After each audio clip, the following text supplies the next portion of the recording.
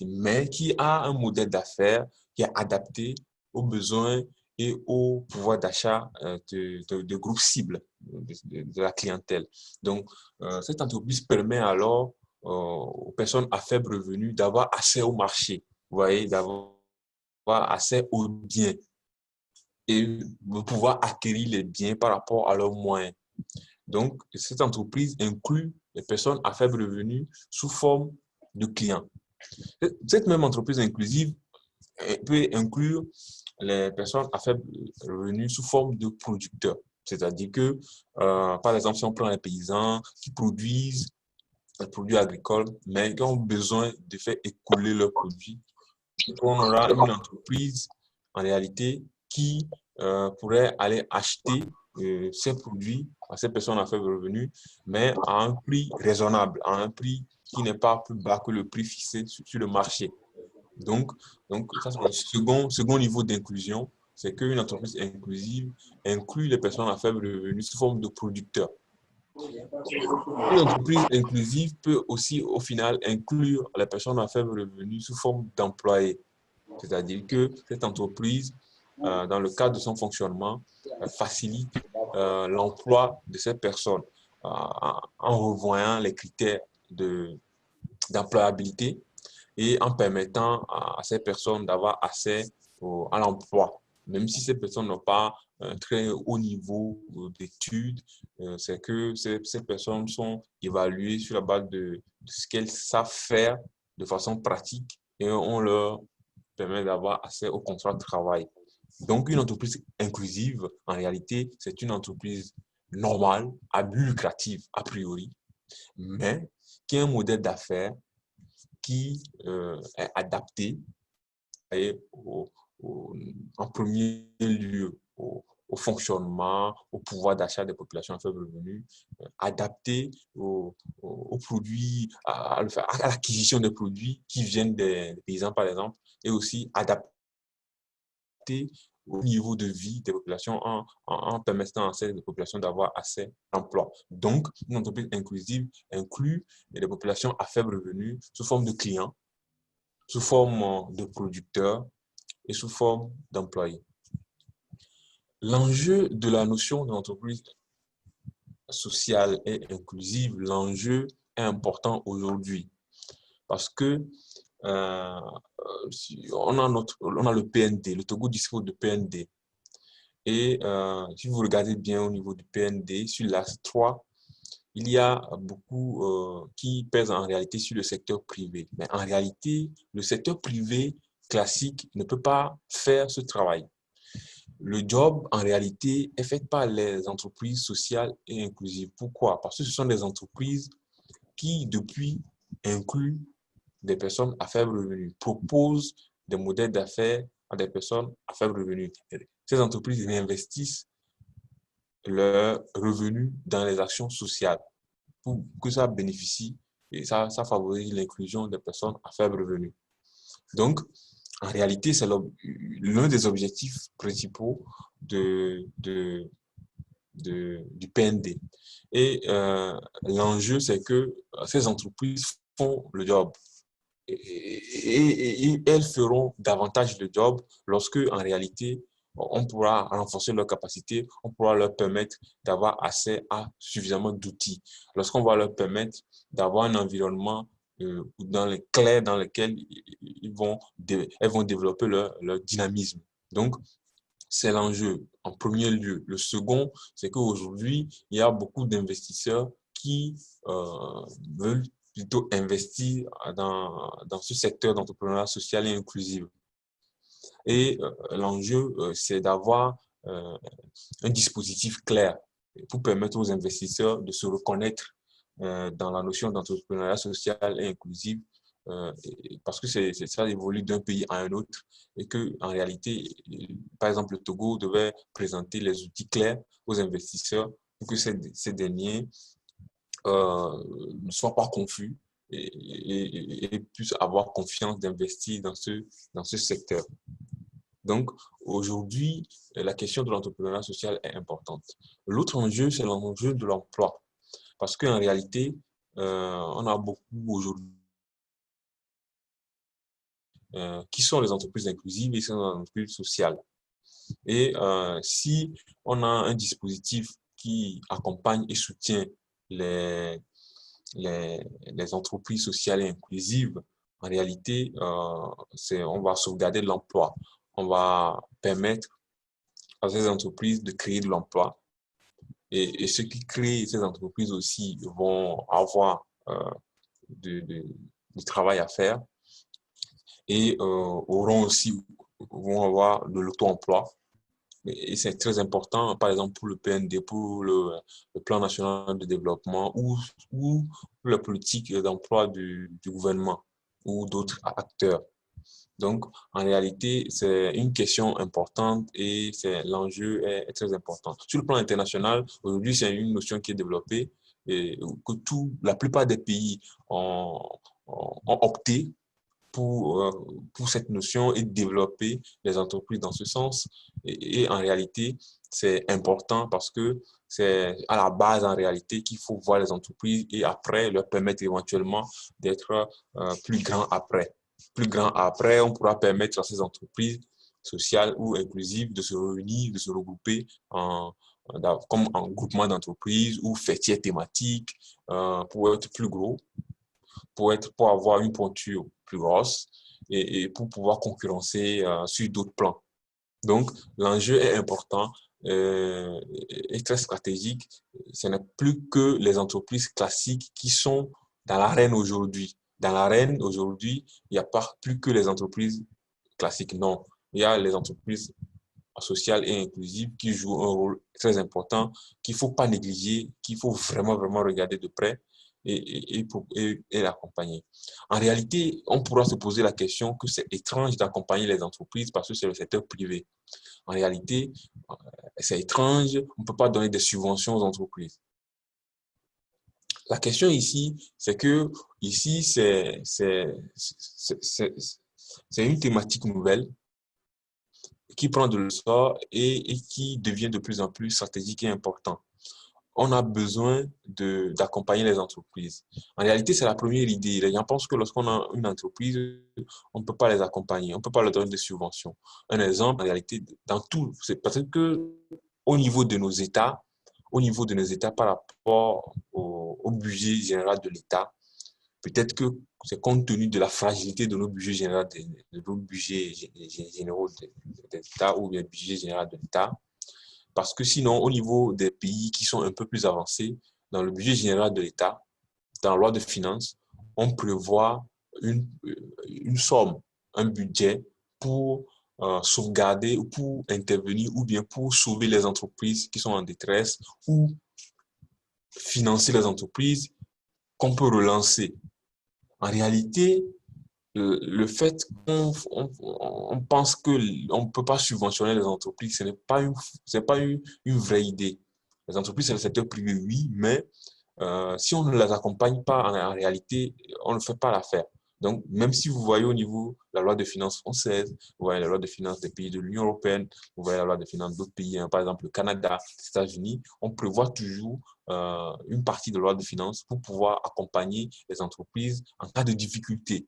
Par exemple, si, un exemple, la fois passée, lorsqu'on a eu un problème au niveau du coronavirus, Renault, par exemple, n'a pas pu évacuer ses marchandises. L'État, tout de suite, s'est porté garant, appui et l'État a financé Renault, par exemple, pour lui permettre de ne pas fermer certaines de ses succursales, pour lui permettre de ne pas fermer certaines de ses usines. Parce que si Renault ferme ses usines, il y aura des chômages, il n'y aura pas d'emploi. Et si on n'a pas d'emploi, on a des manifestations sociales. Et si on n'a pas de manifestations sociales, on a des humains sur le gouvernement. Et si on n'a pas des humains sur le gouvernement, après tout le monde, tout le monde ne dort pas bien.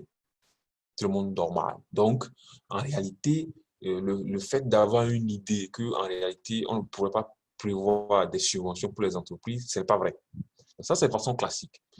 A fortiori pour les entreprises sociales ça je parlais des entreprises classiques, qui n'ont pas en réalité un but principalement social, même si ces entreprises classiques créent aussi des emplois, hein, voilà, mais qui n'ont pas un modèle d'affaires spécifique comme les entreprises sociales et inclusives.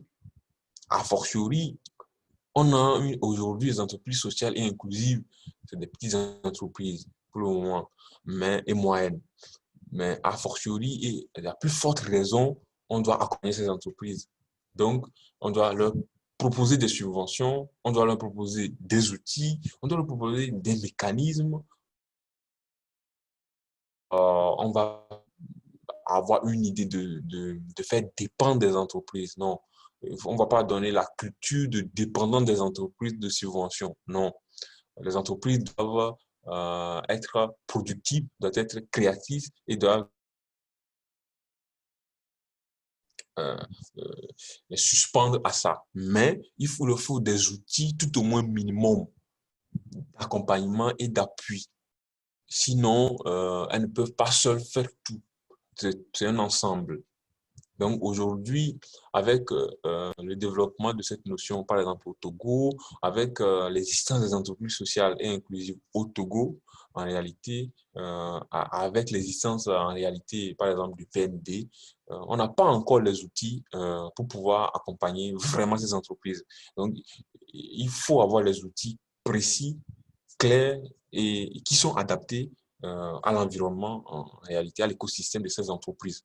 Donc, il faut faire comprendre aux bailleurs, il faut faire comprendre à tous les acteurs la nécessité d'accompagner les entreprises par beaucoup de moyens, par exemple en mettant à leur disposition voilà, les dispositifs législatifs, réglementaires, financiers, des subventions, des possibilités d'investissement, des possibilités de garantie des investisseurs, et ainsi de suite. Tous ces outils vont permettre à développer un écosystème d'entrepreneuriat social et inclusif. Et aussi, après, il y aura tout un travail d'adapter les modèles d'affaires aux besoins des populations pour permettre à ces entreprises d'exister vraiment et de se sentir soutenues pour avoir la motivation pour avancer. Donc, c'est ça l'enjeu pour avoir, en ce concernant l'entreprise sociale. Et d'autres éléments, c'est que, bon, il revient maintenant aux acteurs publics ou parapublics de développer les outils dont je parlais. Je n'ai pas encore nommé ces outils. Donc, si je peux nommer ces outils, par exemple, il va falloir dire clairement comment est-ce que les entreprises sociales, comment est-ce ils sont catégorisés, comment est-ce ils sont classés, comment est-ce que, comment on peut les appeler par rapport à leur taille, par rapport à leur chiffre d'affaires, par rapport aux emplois qu'elles créent, et comment on peut avoir un répertoire ou un, un, un outil de classification. Parce que si on ne fait pas un outil de classification qui est clair, on ne sait pas qui est qui dans l'entreprise sociale. Donc, on sait que si on ne structure pas le secteur, c'est pas clair. Et ça ne donne pas une visibilité claire à l'investisseur. Parce que lorsqu'il vient, il va regarder quelles sont les catégories dont vous disposez, quels sont les critères de ces catégories, et lui voit ses intérêts et il voit comment il peut investir. Donc, ça lui donne une idée, a priori, une première idée claire que le secteur est structuré. En second lieu, il regarde si le secteur est régulé. Il ne peut pas investir si le secteur n'est pas régulé. Ça veut dire qu'il nous faut voilà, un cadre législatif composé de lois et des actes réglementaires qui régissent ces entreprises. Aujourd'hui, c'est le même cadre législatif et réglementaire qui régissent et les entreprises sociales et les entreprises inclusives et aussi les entreprises classiques au Togo. C'est pas clair. Si l'investisseur vient et regarde, pour lui, c'est pas clair parce que cohérent. Ces entreprises ne visent pas le même objectif, elles n'ont pas le même but. Donc, ne peuvent pas être régies par les mêmes règles. Même si on propose des règles qui vont régir les entreprises sociales et inclusives, il n'y aura pas d'interdiction de convergence en ce qui concerne la régulation entre les entreprises classiques et ces entreprises. Il y aura des convergences, mais il faut ressortir les spécificités de ces entreprises. L'intérêt de faire définir les responsabilités qui répondent en réalité au niveau, qui répondent aux dynamiques de ces entreprises. Donc, on ne peut pas demander, par exemple, quel exemple je peux donner, bon, à un pays qui n'a pas de fusée d'aller sur la Lune, c'est sûr. Donc, on ne peut pas demander, voilà. Donc, il va falloir séparer, ne pas totalement séparer aussi, hein. On mettra en place des mécanismes de jonction entre les entreprises classiques et entreprises sociales. On pourra permettre aux entreprises classiques qui ont, par exemple, de gros marchés, on pourra éventuellement leur demander de, de, de céder une partie de leur marché aux entreprises sociales et en retour, on peut leur faciliter des questions fiscales. Ça, c'est ce qu'on va définir dans la loi après.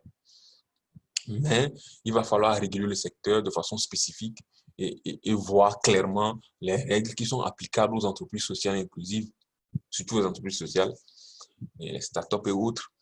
Et on a voilà, des règles qui leur sont applicables. On va définir leurs responsabilités et on va définir les avantages qu'elles peuvent avoir et les appuis que l'État et les financeurs ou les investisseurs peuvent leur apporter. Et il faut aussi, on va définir, on va aborder les questions de la fiscalité. Il faut une fiscalité qui est adaptée à la taille de ces entreprises. Il faut une fiscalité qui est adaptée aux besoins, au fonctionnement et au dynamisme de ces entreprises.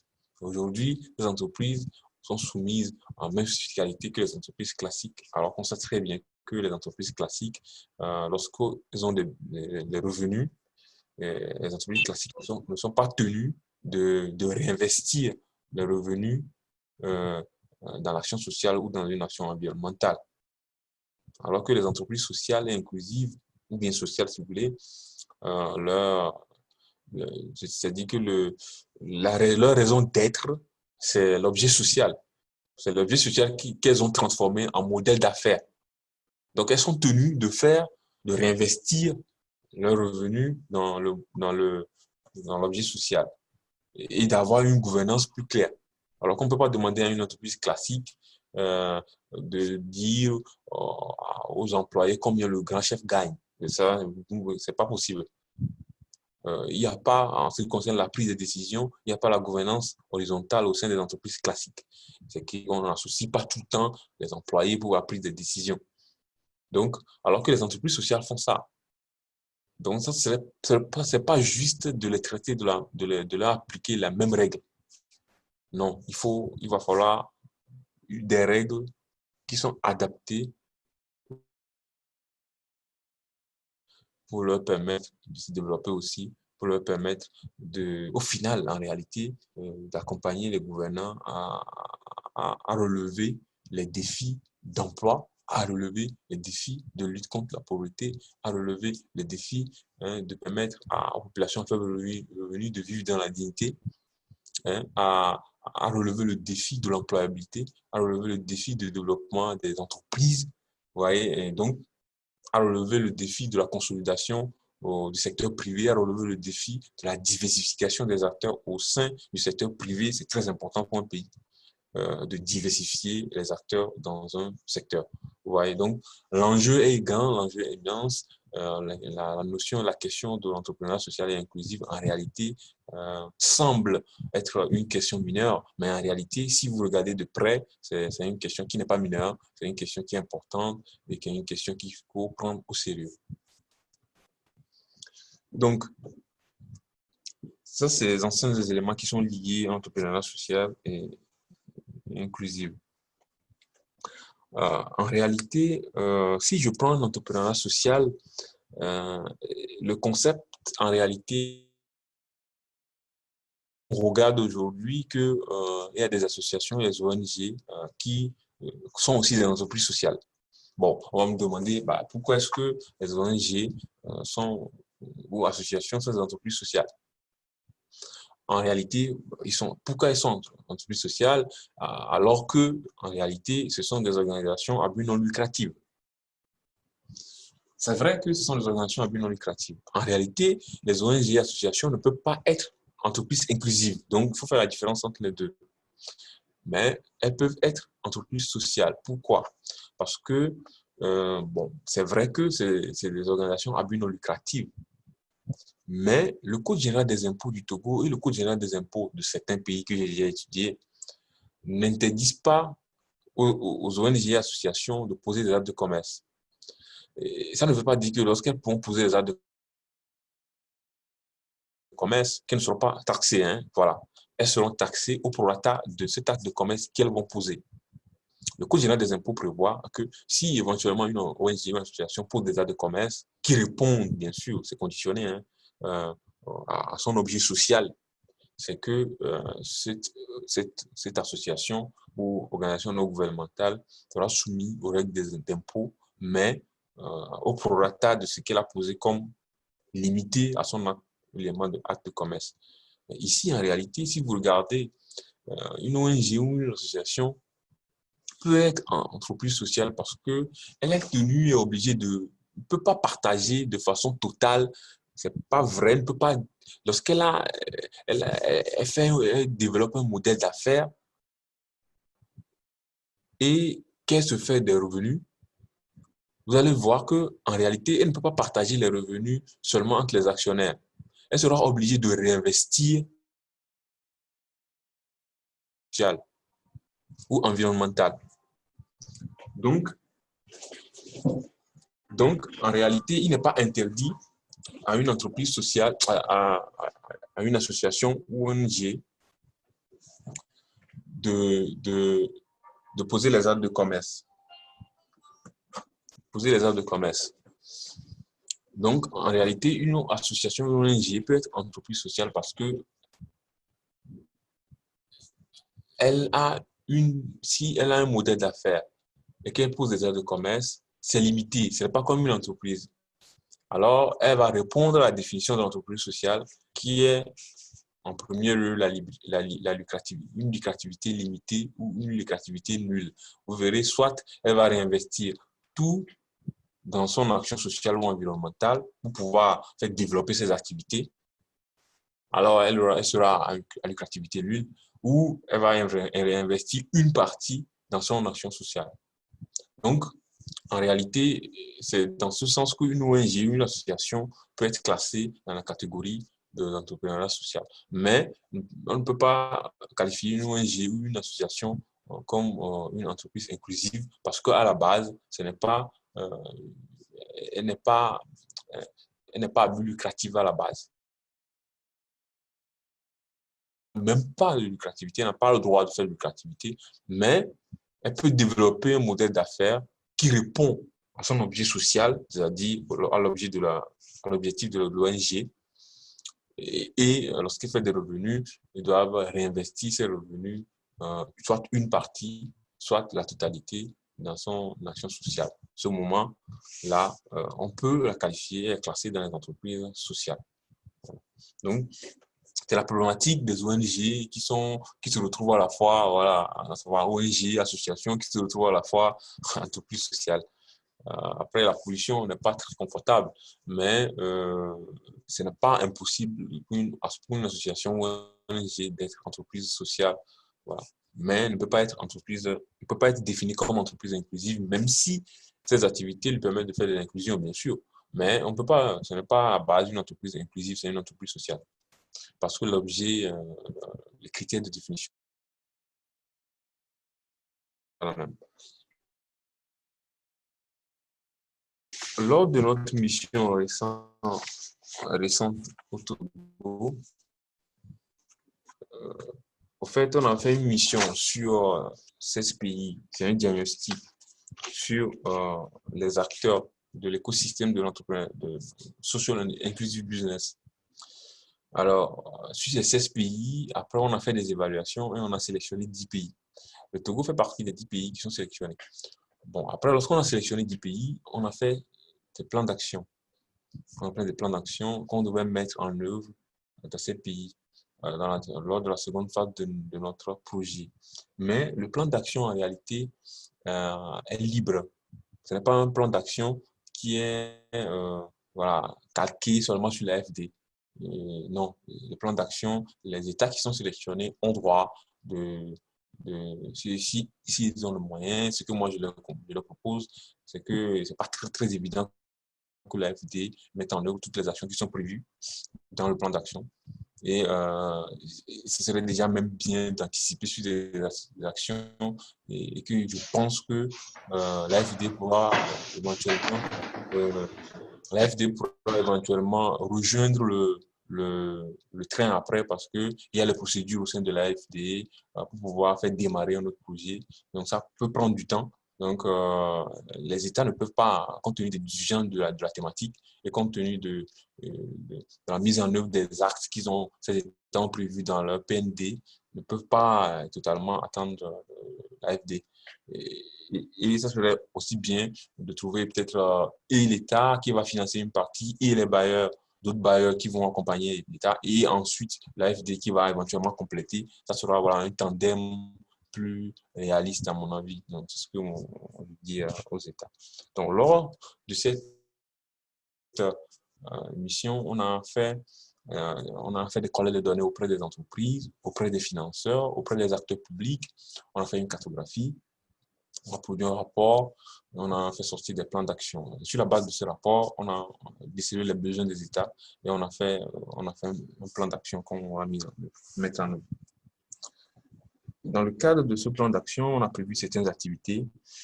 Par exemple, on a prévu beaucoup d'activités sur la digitalisation pour permettre aux entreprises sociales de développer plus leur perspective de digitalisation, de créer des communautés en ligne, d'innover sur ce plan, parce qu'aujourd'hui, on ne peut pas, voilà, la digitalisation occupe une place centrale dans les échanges et on ne peut pas s'en passer, c'est incontournable.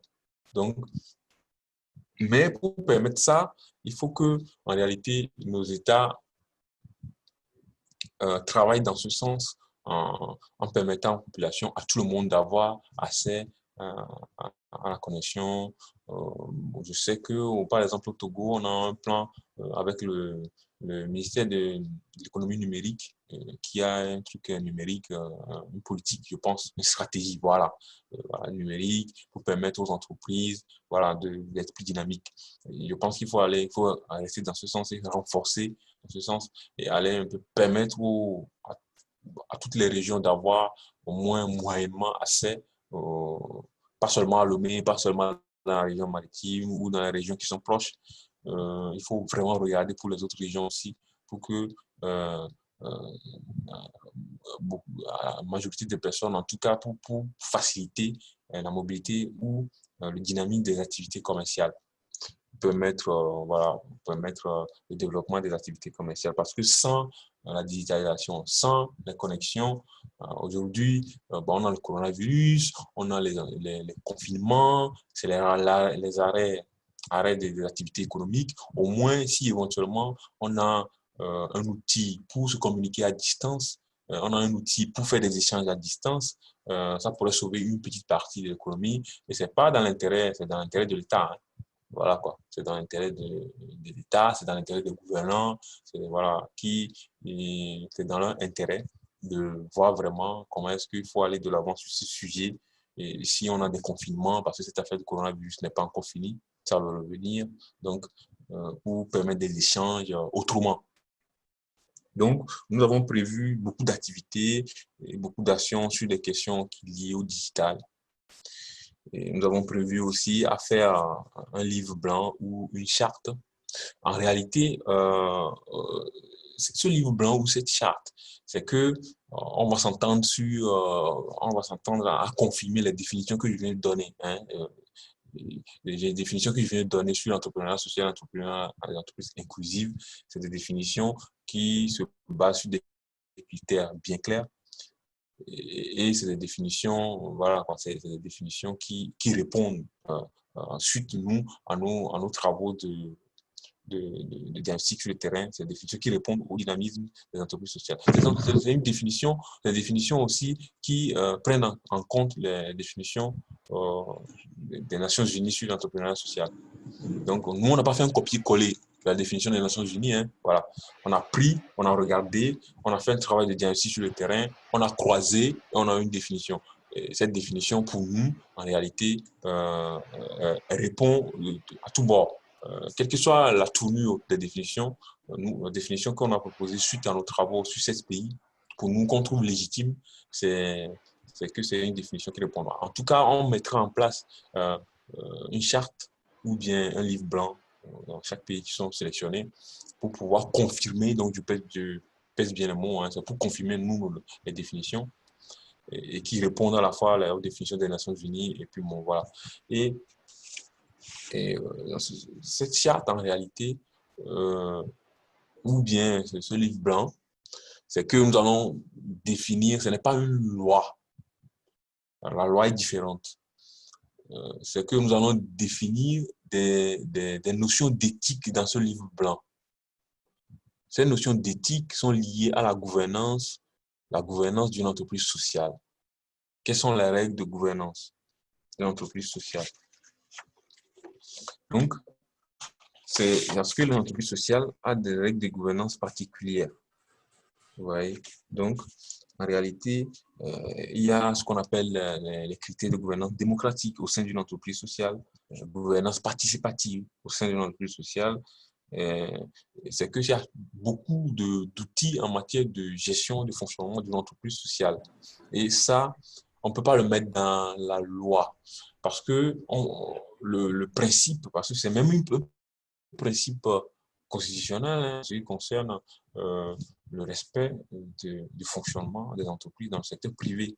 On ne peut pas s'ingérer dans le fonctionnement interne des entreprises privées. Les entreprises privées, c'est la liberté de faire, mais en toute légalité. Mais on ne peut pas leur dire que c'est comme ça que vous allez faire, c'est comme ça que vous allez faire, comme ça vous allez faire. On ne peut pas leur dire directement ça. C'est pour cela qu'il faut savoir la portée des outils à utiliser à leur égard. On ne peut pas imposer certaines choses aux entreprises. Donc, vaut mieux les mettre dans un livre blanc ou dans une charte. Mais tout en sachant que, en réalité, ces éléments de gouvernance sont des critères pour être qualifiés entreprise sociale. Donc, c'est que nous allons rendre ces règles quasi obligatoires, dont je pèse bien les mots, mais voilà, via des voies diplomatiques, si vous permettez de laisser d'aller tout droit au but.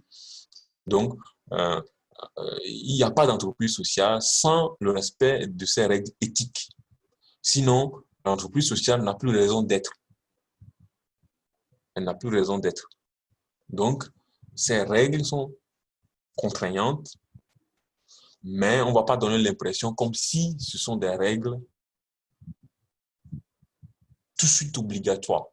Ces règles peuvent venir avec le temps. Ça peut venir avec le travail. Voilà, donc c'est ça. Donc, on aura une méthodologie de travail pour permettre à nos entreprises sociales naissantes de s'arrimer aux règles.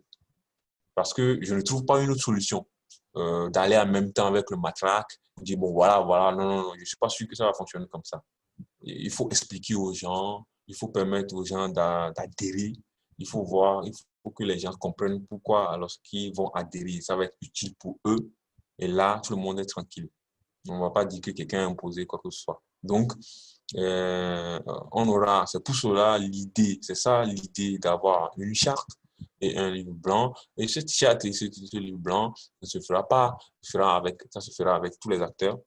Et on mettra dans cette charte, dans ce livre blanc, les éléments liés à l'éthique. Par exemple, en ce qui concerne la publication des salaires, par exemple, en ce qui concerne la prise de décision avec l'association des employés, en ce qui concerne la gouvernance horizontale, en ce qui concerne le respect, en ce qui concerne, par exemple, le paiement sur le SMIC.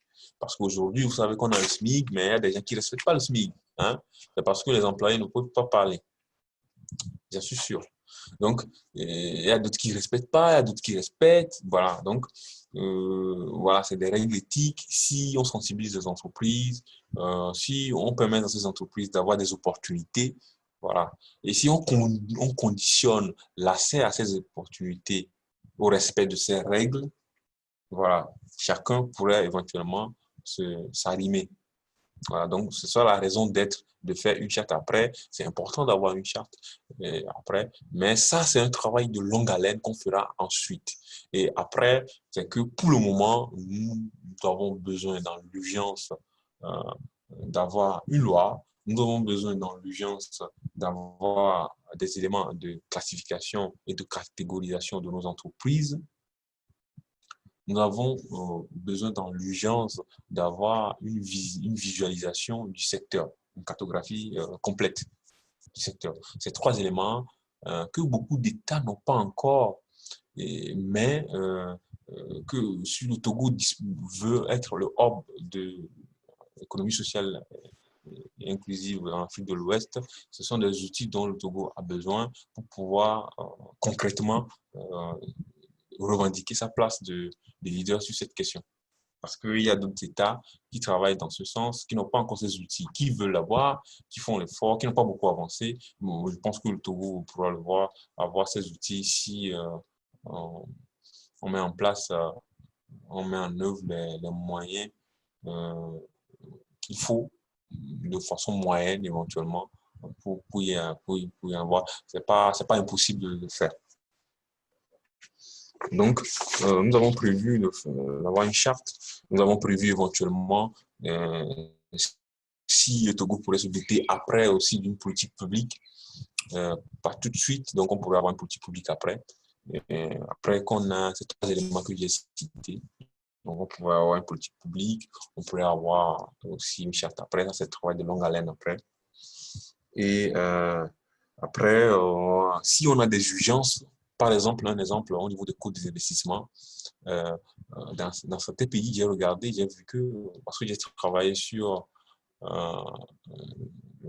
les cadres réglementaires des 16 pays lorsqu'on faisait notre étude de diagnostic. Donc, dans certains pays, j'ai constaté qu'il existe des actes réglementaires qui font obligation aux entreprises classiques de donner un certain nombre de marchés aux entreprises sociales.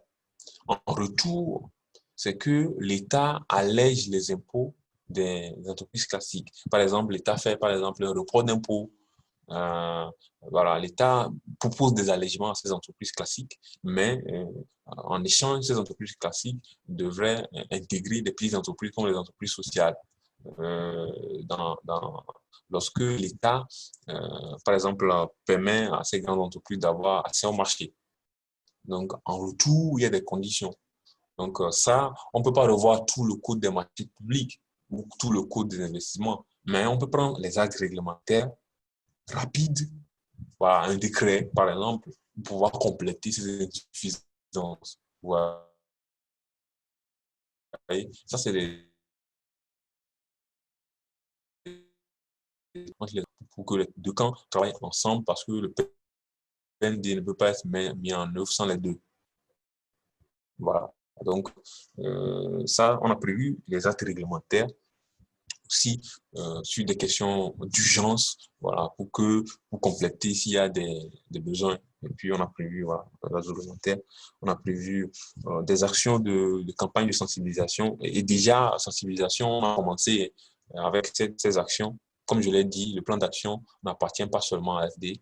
Les États peuvent prendre des actions qui les intéressent et commencer par mettre en œuvre. Et je pense que c'est la meilleure option. Et après, il y a d'autres activités qu'on a prévues, comme de faire des mobilisations de programmes en faveur de l'économie sociale, parce que plusieurs bailleurs de fonds n'ont pas creusé le sujet et n'ont pas prévu dans leur programme, voilà, pluriannuel des actions dans le sens d'entrepreneuriat social et inclusif. Donc, il faut un travail dans ce sens pour leur expliquer, pour que ces acteurs prévoient aussi revoir leur programme, s'ils peuvent prévoir des lignes pour booster l'entrepreneuriat social. Nous avons prévu aussi éventuellement accompagner le Togo ou d'autres pays pour la mise en place du cadre législatif, c'est-à-dire la loi et autres.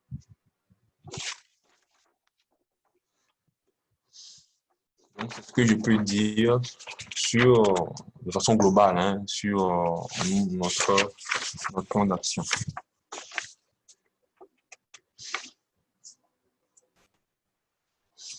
Donc, à mon avis,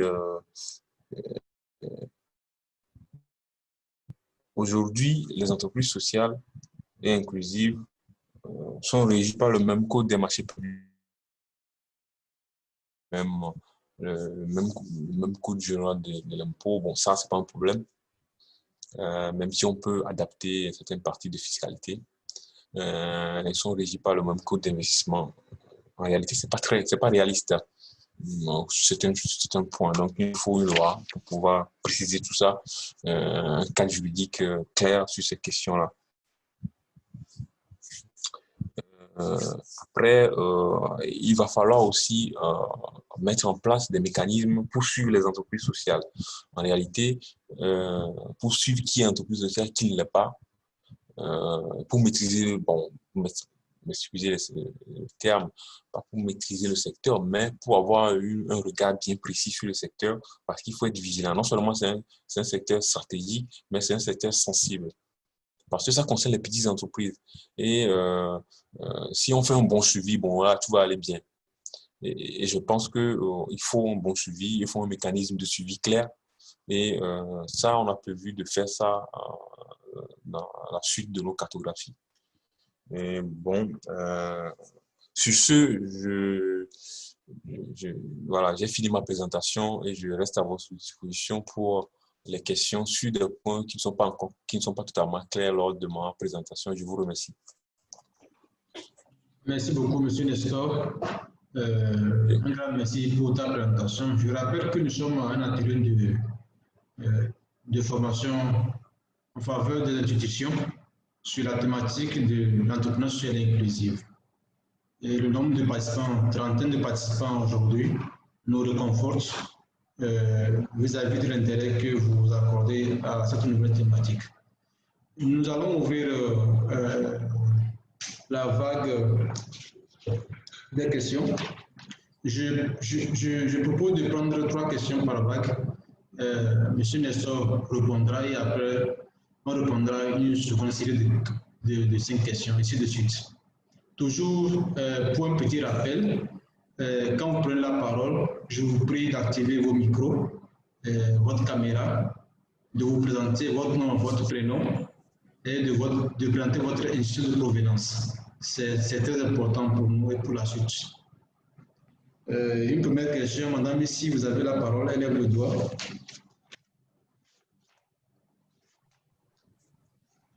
Merci, merci et bonsoir à tous. Merci à M. Nestor pour toutes ces informations qu'il a partagées avec nous. Nous espérons enfin d'avoir aussi de la documentation et heureusement aussi qu'il y a un enregistrement qui nous permettra de revenir et de réécouter certaines choses parce que la connexion de temps à autre nous lâche.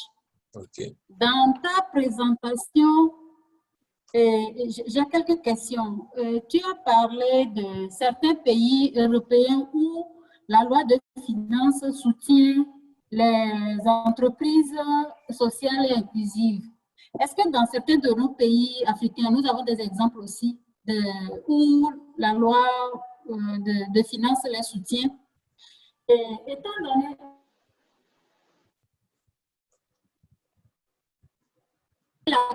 beaucoup d'accent sur le secteur privé pour accompagner la création d'emplois. Bon, le secteur privé en termes d'entreprise classique et entreprise sociale et inclusive. Est-ce que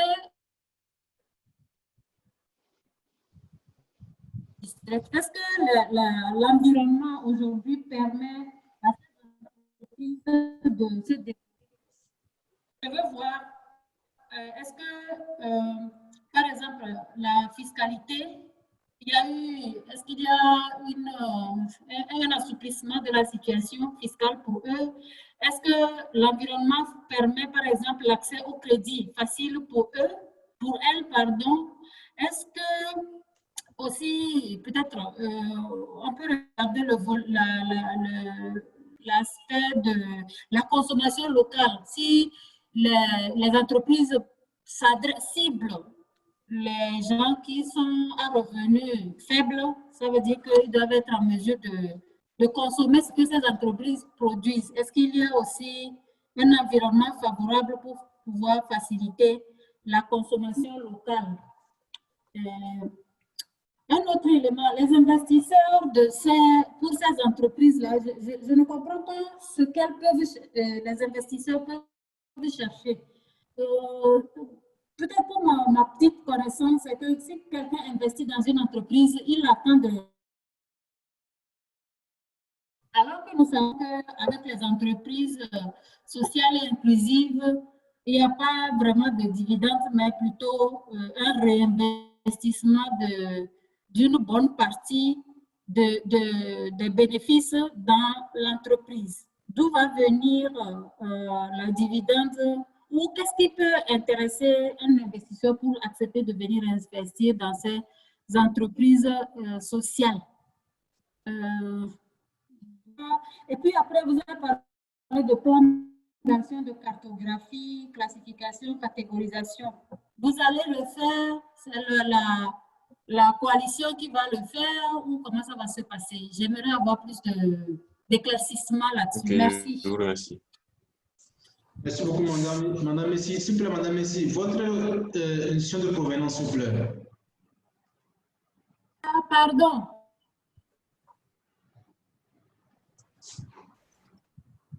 Oui, allez-y rapidement. Excusez-moi. Oui, allez-y, on vous écoute. C'est bon? Avant de... Oui, on ne vous a pas attendu, madame. Vous pouvez... Oh.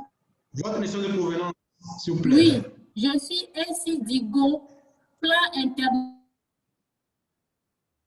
d'autonomisation économique des jeunes.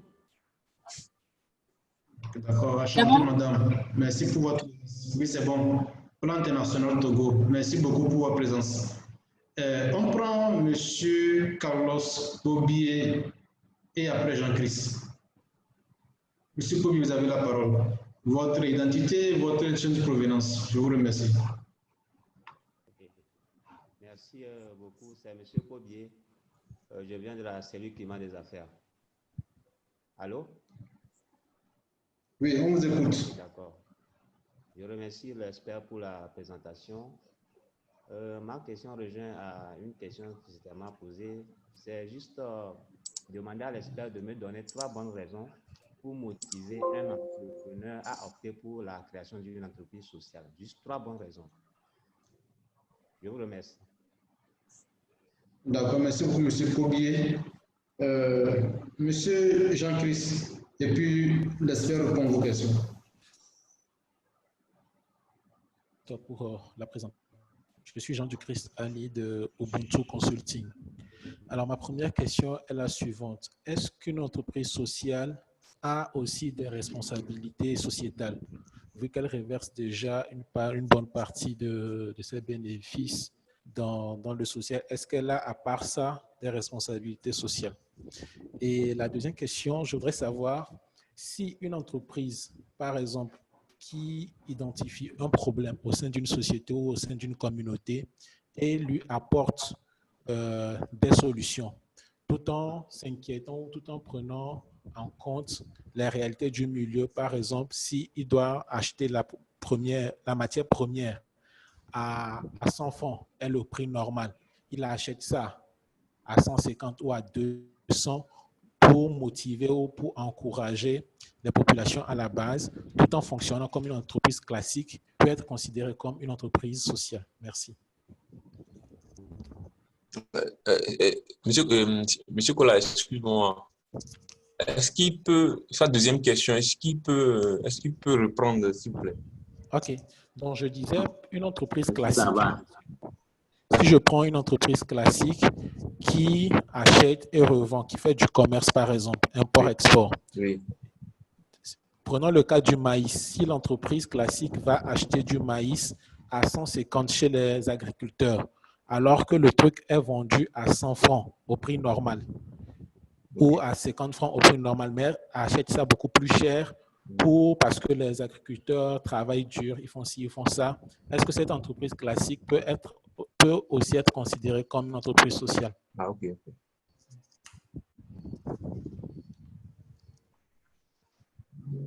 Merci beaucoup. On donne la parole à M. Nestor. Je pense que un petit rappel, M. Nestor, pour vous mettre un peu, pour vous rappeler, madame ici, elle a posé une question relative à la loi des finances. Quels sont les exemples de pays qui inscrivent dans la loi des finances un accompagnement spécifique pour l'entreprise sociale inclusive? La deuxième question, elle est relative à la fiscalité de l'entreprise sociale actuellement au Togo. Où en sommes-nous? La troisième question de Mme Messi, c'est quel intérêt les investisseurs auront à investir dans une entreprise sociale et inclusive? Ça, c'est l'intérêt pour elle. Quand un investisseur veut investir ou agir, c'est parce qu'il attend des profits exorbitants. Et ensuite, elle a demandé à avoir un peu d'idée par rapport à la cartographie que nous sommes en train de réaliser avec l'expertise de l'AFD. La deuxième personne, c'est M. Kobier de la cellule du climat des affaires, de lui donner trois bonnes raisons pour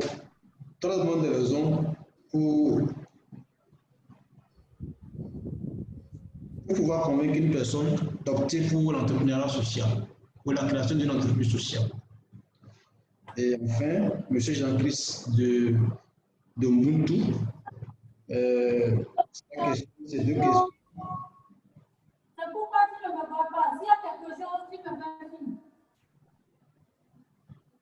Donc, sa première question de M. Jean-Christ, une entreprise sociale, est-ce qu'ils font aussi de la RSE ou bien doivent-ils faire aussi de la RSE? Et sa deuxième question, c'est il a décrit un peu une entreprise qui fait du commerce de céréales, le maïs par exemple, va sur le terrain, rachète le maïs à des prix un peu intéressants pour les paysans. Est-ce que lui aussi fait de l'entreprise sociale ou bien inclusive? Quel est son statut? Donc voilà un peu ce que j'ai résumé un peu à mon niveau, un peu la substance de la question. Et tu peux aller si tu es prêt. Ok. Oui, je vais commencer par la question de Mme Messi. Alors, si je prends la loi de finances du Sénégal, la loi de finances, si je prends la loi de finances du Sénégal, la loi de finances du Rwanda, la loi de finances du Kenya, la loi de finances de l'Afrique du Sud, parce que ce sont les pays sur lesquels on a travaillé, et c'est les pays où j'ai travaillé sur le cadre juridique, c'est-à-dire le cadre de Commonwealth et les cadres des pays romano-germaniques. Si je prends la loi de finances du Sénégal, la loi de finances du Maroc, la loi de finances de l'Afrique du Sud, la loi de finances du Kenya et la loi de finances du Rwanda, ce sont des pays qui ont prévu dans leur budget général, dans leur loi de finances, une réserve pour les entreprises. Que ce soit les entreprises sociales, que ce soit les entreprises classiques ou que ce soit les entreprises inclusives, c'est que l'État prévoit une réserve où s'il y a difficulté de ces entreprises, l'État intervient. Et même, si vous voulez, je vous donne l'exemple le plus médiatisé, c'est l'exemple de la France, hein, qui, avec le coronavirus, vous savez, il y a les entreprises sociales ici, et inclusives, beaucoup, et dont l'État a un mécanisme bien précis et clair, et qui est prévu dans la loi de finances, hein, et même, on appelle en finances publiques les rectificatifs budgétaires, c'est-à-dire la loi de finances rectificative pour pouvoir appuyer ces entreprises. Donc, c'est une question très sérieuse. On ne peut pas avoir une loi de finances sans prévoir des réserves pour des acteurs qui contribuent à l'économie. Ce n'est pas possible. Je sais qu'on ne prévoit pas, mais ce n'est pas une bonne prévision, à mon avis. Donc, parce qu'il faut, pour un État, la gestion sérieuse, ce n'est pas facile de gérer un État. Hein. Donc, voilà, nos gouvernants font beaucoup d'efforts. Mais voilà, il faut améliorer loi de finances, on doit prévoir des éléments pour pouvoir soutenir les entreprises en cas de difficulté. Même, il est de ton normal et de bon droit que si le secteur privé a de difficultés, on ne peut pas venir les mains vides. Il prévoit des mécanismes, il prévoit des financements, il prévoit beaucoup de choses. Voilà, donc, c'est des exemples de pays africains qui disposent au niveau de leur budget. En tout cas, lorsque moi j'ai fait les travaux sur les cas juridiques, j'ai vu que le Sénégal, ils en disposent. J'ai vu que la Côte d'Ivoire, ils ont des faisceaux. Non, je pèse bien le mot, ils ont des faisceaux parce qu'ils ont beaucoup d'entreprises en Côte d'Ivoire. Hein. Et l'État, dans la loi des finances, prévoit des éléments qui ne sont pas négligeables non plus pour pouvoir venir en recours des entreprises. Il y a le Rwanda et ça c'est aussi un élément le plus médiatisé. Vous savez, le Rwanda, je n'ai rien à vous apprendre là-dessus. Hein. Donc, Rwanda, voilà, ils ont dans leur budget général de l'État, ils sont très sérieux dans leur budget et ils prévoient ces éléments et c'est pour cela, lorsqu'il y avait le coronavirus, ils ont pu, en ce qui concerne, pour accompagner les populations ou les entreprises, ils l'ont fait sans difficulté parce que c'est prévu. Voilà. Donc, il y a le Maroc qui fait d'efforts aussi. Dans ce sens, c'est pas encore ça, mais c'est pas nul. Voilà. Il y a le Kenya aussi. Donc, c'est discutable parce que la prochaine loi de finances, ils ont des difficultés, ils ont revu à la baisse cette prévision, mais ils sont toujours dans cette optique. Donc, il y a l'Afrique du Sud aussi, hein, qui, au niveau de son budget général, prévoit ces genres d'actions. Donc, voilà, c'est des exemples des pays qui, concrètement, qui prévoient dans leur loi de finances qui font ces prévisions. Et je pense que c'est tout à fait ordinaire et c'est de normal de prévoir ça. Et ce c'est rien d'étrange, quoi. Donc, il faut que dans nos lois de finances, on regarde, on prévoit des choses comme ça pour pouvoir venir au secours du secteur privé. En ce qui concerne la fiscalité, est-ce qu'il y a un assouplissement? Comme je l'ai dit au début, c'est que la fiscalité aujourd'hui ne fait pas de différence entre les entreprises. La fiscalité s'applique par rapport à la taille de l'entreprise, c'est-à-dire si tu es un TPE, si tu es un PME, si tu es une grande entreprise, ça s'applique par rapport au chiffre d'affaires, par rapport aux revenus. Hein, et voilà. Et ça s'applique aussi, ça prend en compte le nombre d'employés. Voilà. Donc, tout ça, pour le moment, on a un code général des impôts et tout le monde est égaux devant la loi et ça s'applique à tout le monde comme ça.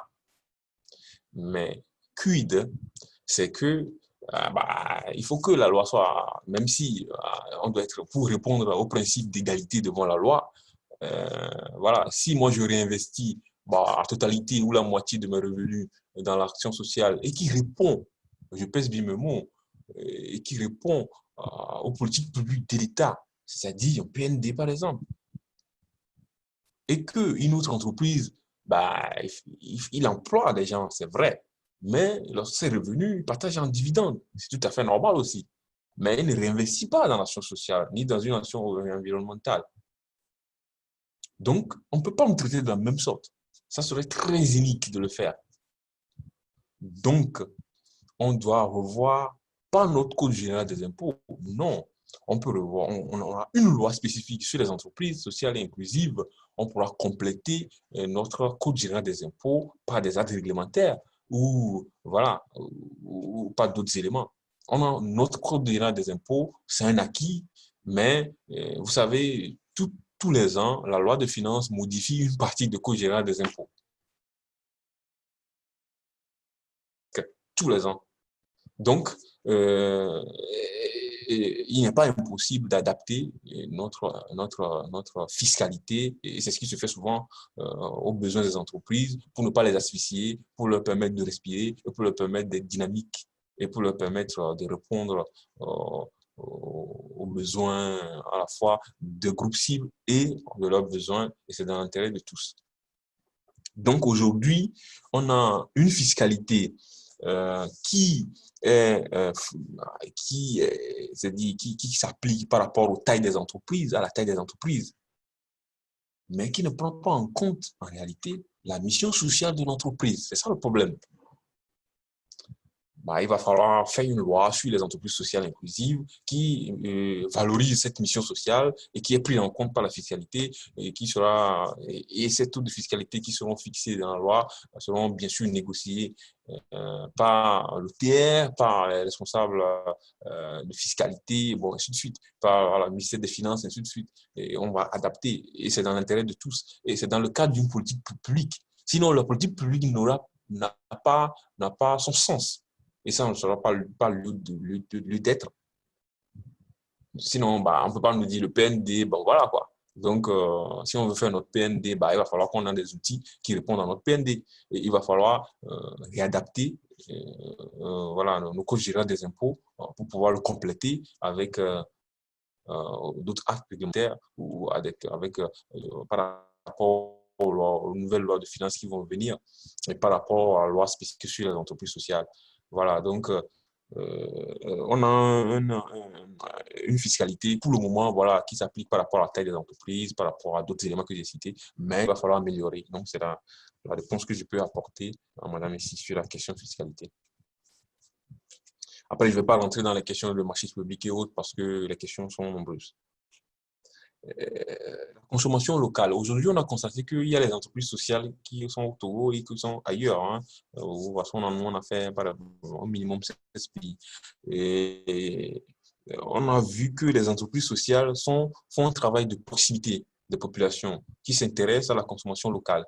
Sinon, ces entreprises sociales, en réalité, ne devraient pas exister. Vous savez très bien qu'une entreprise, lorsqu'elle a un modèle d'affaires, que c'est pas viable et que ne peut pas exister. Voilà. On a des entreprises aujourd'hui, des entreprises sociales par ailleurs, qui ont des modèles d'affaires qui sont adaptés aux besoins de la population et qui adhèrent. Et donc, c'est pour confirmer, madame, ainsi que la consommation, avec les entreprises sociales, on a remarqué que par rapport à la consommation sociale, la consommation locale, excusez-moi, ça va, c'est par rapport à la consommation sociale locale, ça va. C'est qu'il faut faire encore plus de travail, peut-être de proximité, pour que ça soit encore plus enraciné et puis acquis. Mais les entreprises sociales qui font de belles affaires, qui font leurs activités de tant bien que mal. Donc, la consommation locale n'est pas nulle. Bon, qu'est-ce que les investisseurs viennent chercher? Ça, c'est une très belle question. En réalité, c'est le problème. Par exemple, si je prends le Togo, je trouve une seule banque souvent aujourd'hui qui s'intéresse beaucoup à l'entreprise sociale et inclusive. Bon, sociale si vous voulez beaucoup. Voilà, EcoBank Iti qui est présente, qui peut comprendre, qui est curieuse, bon voilà, ainsi de suite. Et, bon, les autres banques, elles n'ont pas compris. Parce qu'une fois on entend entreprise sociale, lucrativité limitée et lucrativité nulle, elles, concrètement, ces entreprises ne peuvent pas les accompagner parce que, bon, si elles font des prêts à ces entreprises, comment est-ce que ces entreprises qui n'ont pas de lucrativité, comment est-ce que elles vont, comment est-ce qu'elles vont répondre? Comment est-ce qu'elles vont répondre? Cette croyance, elle est fausse. Voilà. Elle est fausse parce que les entreprises sociales inclusives ont un modèle d'affaires. On peut les financer et on peut voir comment échelonner leur remboursement parce qu'elles ont un modèle d'affaires. C'est qu'elles font de réinvestissement de leur modèle d'affaires. Elles ne sont pas tenues de tout réinvestir une fois qu'elles sont endettées, par exemple. Si elles sont endettées pour faire développer leur modèle d'affaires, elles peuvent faire développer, elles peuvent adapter au fur et à mesure leur modèle d'affaires. C'est-à-dire que si au temps X, elles ont fait un prêt, ça veut dire qu'elles peuvent réinvestir. Si elles ont 100% de revenus, elles peuvent réinvestir 50% et prendre 15%, soit 50% réinvestis, et les 50%, peut-être 25% ou 10%, je ne sais pas, ou 15% pour payer les dettes mensuelles, et peut-être 15% encore pour payer les employés, et puis bon, voilà, vous voyez. Donc, la croyance, là, c'est comme elles ne sont pas lucratives, on ne peut pas payer, on ne peut pas les investir, on ne peut pas faire des investissements au niveau des entreprises sociales. C'est archi faux. C'est très faux même. Donc, c'est qu'il faut comprendre le concept. Et il faut comprendre que même les entreprises qui vont vite payer parce que ce sont des entreprises qui ne cherchent pas de contentieux.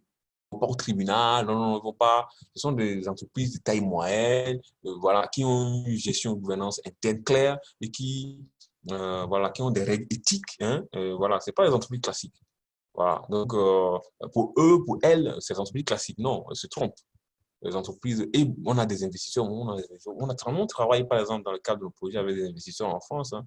Il y a IEP, il y a d'autres qui sont de gros investisseurs internationaux. Hein. Et voilà, et qui financent et qui investissent dans les entreprises sociales dans d'autres pays. Ils font de gros investissements parce que ce sont des entreprises, elles ont des modèles d'affaires, mais le modèle d'affaires est spécifique, c'est tout. Donc, lorsque les gens écoutent lucrativité limitée, lucrativité nulle, bah, oulala, on ne va pas financer. C'est de fausses routes. Lorsqu'on a fait, j'ai vu le Togo, j'ai vu qu'il y a seulement une banque qui est très intéressée là-dessus. J'ai vu les autres banques qui n'ont pas compris. Bon, je pense que c'est dommage lorsqu'on n'a pas compris et qu'on est réticent de ne pas avoir l'information pour comprendre. Et je pense qu'il faut avoir fait ces efforts souvent. Lorsqu'on n'a pas compris, je pense qu'il faut chercher à comprendre et ne pas avoir une position avant-gardiste pour ne pas chercher à comprendre. Bon, bref, ça c'est mon avis personnel. Donc, je peux répondre à Madame Messi qu'il y a bel et bien des investisseurs. Hein. Il y a Bamboo Capital, il y a IEP, ce sont de gros investisseurs internationaux et qui financent des entreprises sociales et qui ont de rentabilité. Voilà, qui ont de rentabilité. Mais la condition est que pour que ces investisseurs financent, c'est qu'il faut que l'État donne des garanties. Un exemple, c'est qu'on a par exemple au Togo, on a le FAEJ. On pourra voir éventuellement avec le FAEJ si, par exemple, ils n'ont pas un petit fonds pour pouvoir faire un petit fonds de garantie. Ce n'est pas un gros fonds, hein, un petit fonds de garantie pour commencer.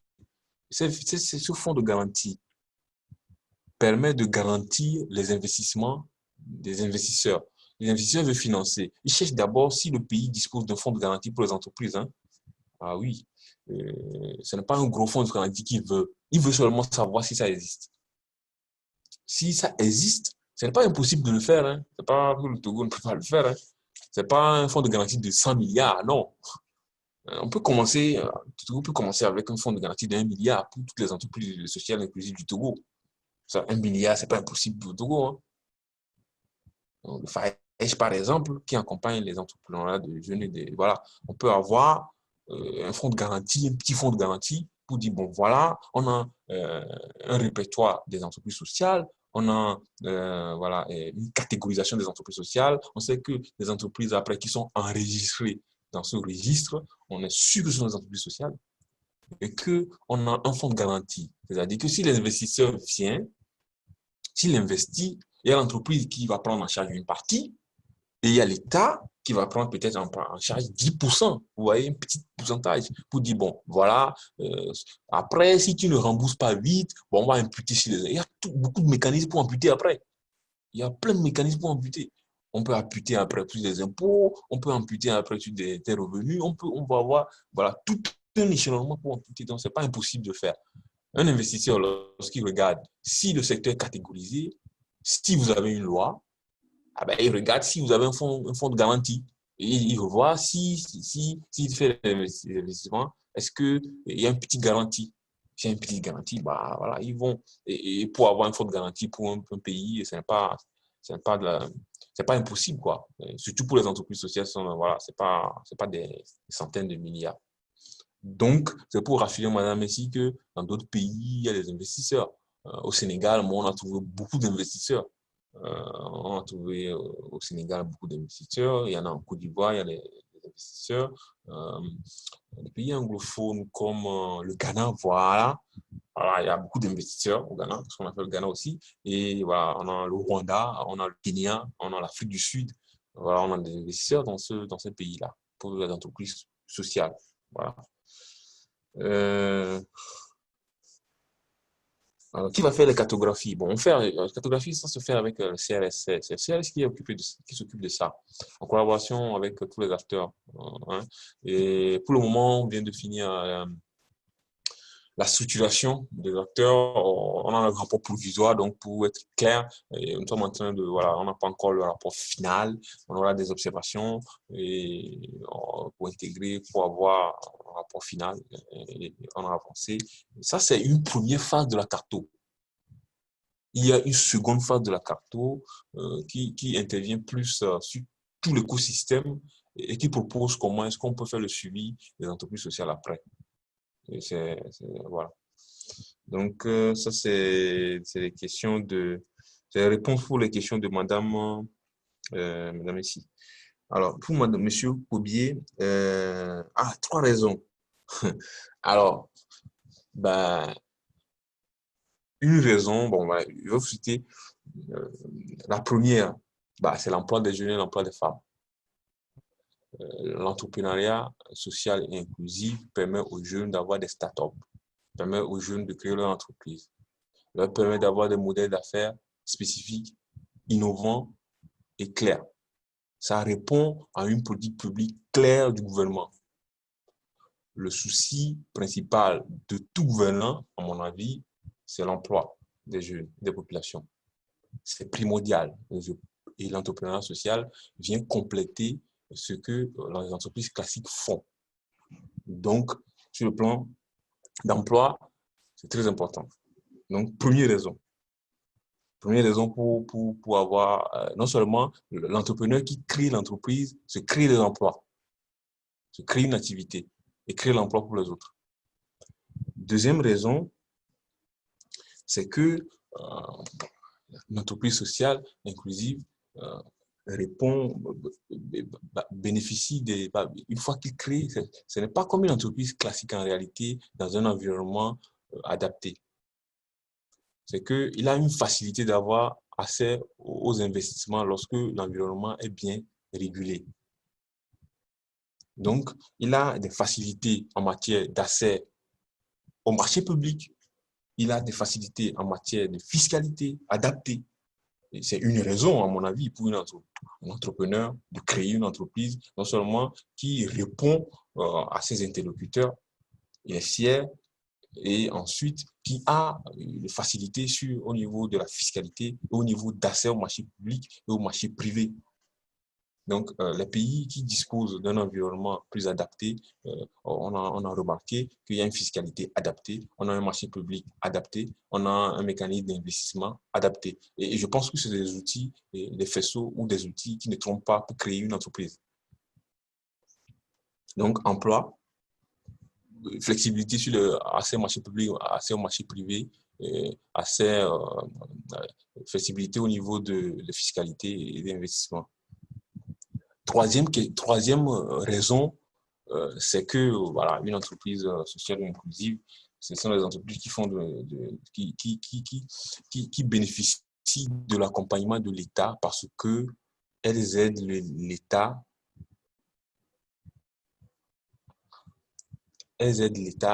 à mettre en œuvre les politiques publiques. L'État seul ne peut pas le faire.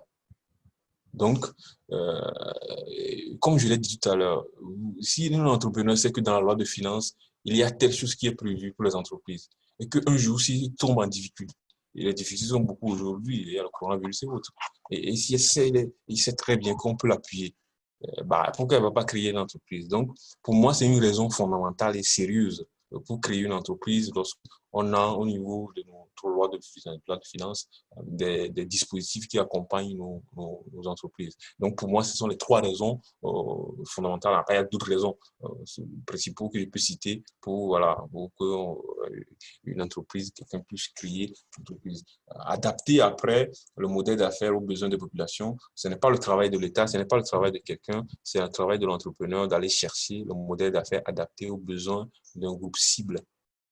Après le reste, voilà, ça c'est la raison. Peut-être que monsieur, je ne sais pas s'il est satisfait de mes réponses, peut-être qu'il me dira après. Pour les questions de responsabilité sociale, oui, le RSE, c'est pour les entreprises classiques en réalité. En réalité, les entreprises classiques ont un côté RSE pour qu'elles puissent prendre en compte les questions environnementales et sociales. En réalité, cette affaire de RSE, c'est ce que nous, on avait travaillé dessus.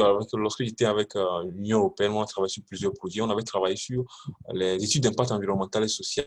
On l'a fait avec le PNAD, avec ANGE. ANGE, c'est Agence nationale de gestion de l'environnement. Sûrement qu'il y a beaucoup de personnes qui connaissent ça. Elle travaille avec l'Union européenne. C'est qu'on a mis en place un dispositif pour contraindre, si vous voulez, les entreprises qui vont faire un modèle d'affaires classique et qui touche à l'environnement ou au social. On en met en place un plan de gestion environnementale et sociale. C'est la mise en œuvre de ce plan de gestion environnementale et sociale qu'on met dans le RSE. Donc, ce n'est pas extraordinaire, mais c'est pour éveiller la conscience des entreprises classiques de prendre en compte dans leurs activités le volet social et environnemental. Donc, en réalité, une entreprise qui a un modèle d'affaires qui impacte sur l'environnement a l'obligation en principe, même si les règles de RSE ne sont pas encore obligatoires, mais devrait répondre pour la mise en œuvre des plans de gestion environnementale et sociale et des plans de gestion de risque. Pour la dernière question, une entreprise... ah oui, en réalité, on n'a pas demandé à l'entreprise d'acheter plus cher chez les producteurs. Ce qu'on remarque souvent, c'est que les entreprises achètent moins chez les producteurs. C'est-à-dire qu'ils vont acheter au prix qui n'est pas normal, au plus bas. Souvent, c'est ça. Hein. Ça, c'est selon nos travaux. Hein. Souvent, c'est ça. Ce qu'on leur demande, c'est d'aller acheter chez les producteurs au prix normal, tout au moins. Et aujourd'hui, on a des mécanismes qui font le contrôle de ça pour éviter qu'on va pas exploiter les producteurs au prix normal, ou s'il veut rajouter, il peut récupérer sur autre chose. Bon, ça, c'est pas interdit, mais c'est d'acheter au moins au prix normal. S'il le fait, là, il a une entreprise inclusive parce qu'il inclut ces populations.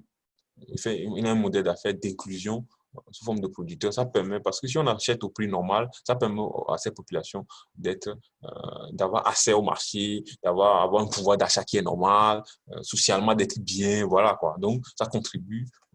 Donc, ça, c'est une entreprise inclusive. Ça, c'est déjà un premier faisceau d'entreprise inclusive. Bon, je vous remercie. Merci beaucoup, M. Nestor. Merci beaucoup pour vos apports de réponse. J'espère que Mme Essie, M. Kobier et M. Jean-Christ sont satisfaits.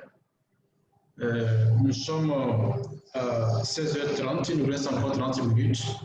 Nous allons ouvrir une petite vague de questions, 2 questions. Si on a... Pour les questions de fiscalité, nous sommes en train de préparer une séance de travail avec l'OTR. Nous allons organiser une séance aussi de travail avec l'OTR.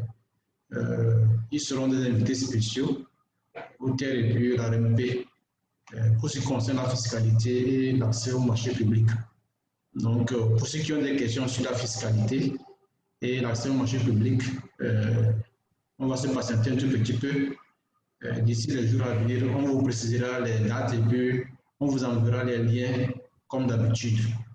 Donc, l'OTR sera là et nous partagera également sa conception ou bien l'approche qu'ils accordent à l'entrepreneuriat social. Merci.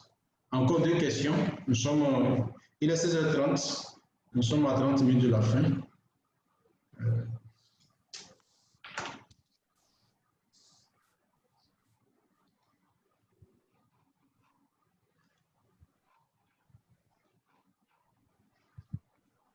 J'attends vos questions. N'oubliez pas d'activer le micro, la vidéo si vous le souhaitez, de présenter votre nom et prénom et votre structure de provenance. Merci.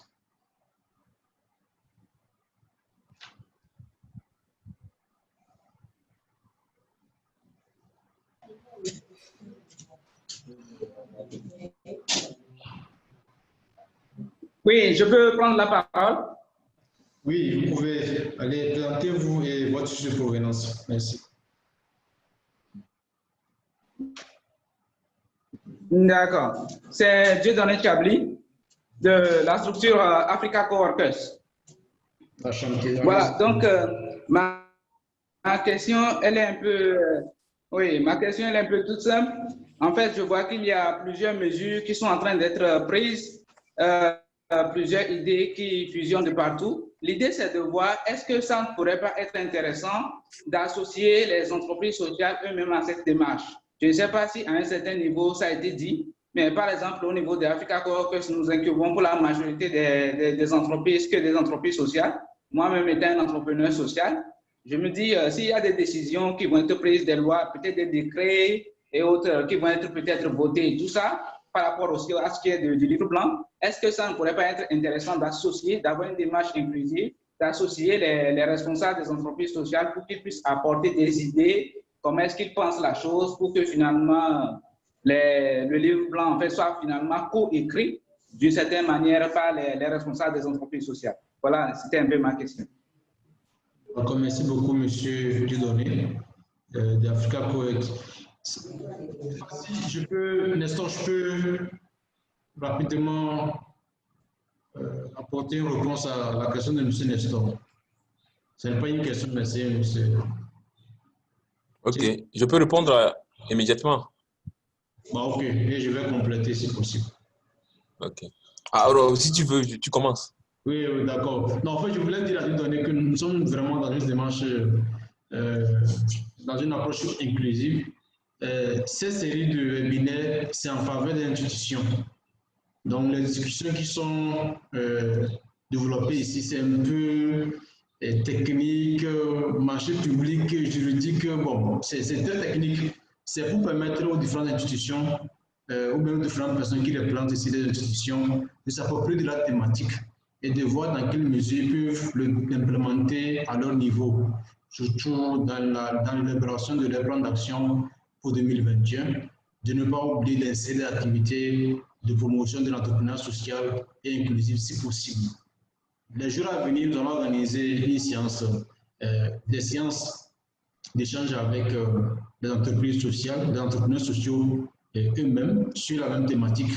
Nous allons leur présenter également le plan d'action que nous avons élaboré avec l'appui de l'AFD et nous allons également recueillir leur avis.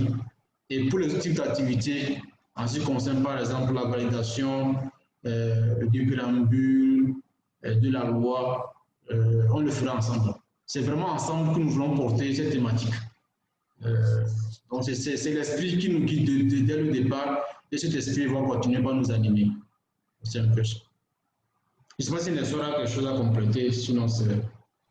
Oui, pour pouvoir aller dans ton sens, dans le même sens que toi, c'est pour dire à notre cher ami que toutes les activités, on a concerté en tout cas, on prévoit concerter, on a toujours concerté. En premier lieu, lorsqu'on a fait, nous, les travaux de diagnostic, on a fait les collectes de données auprès des entreprises, on les a invités, je pense que je l'ai reçu.